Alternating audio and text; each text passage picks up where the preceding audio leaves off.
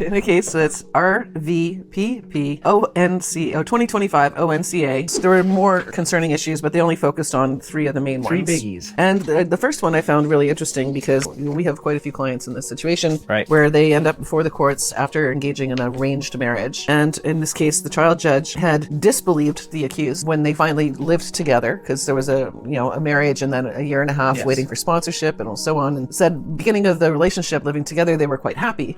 And Yeah. she's like, this is Surreal. She said, surreal. By way of example, the trial judge said it is evidence that the two were happy in the beginning sounded surreal because they were basic strangers who had just moved in together. This left aside the fact that they had been communicating with each other frequently over the entire time they were apart. So this was called a sweeping generalization about human conduct. But this is concerning because the complainant in this case, as we've seen in many others, makes out this case that the marriage was arranged and thus the male in the relationship was very controlling and manipulating and abusive. Which we see often in cultural stereotypes, particularly where you're dealing with arranged marriages. That tends to be the mantra which is used by a complainant to say he was the typical X, Y, or Z and was controlling and abusive, and I didn't have control of the finances, I didn't have this, I didn't have that. That's right. Ripe for abuse. Cultural stereotypes.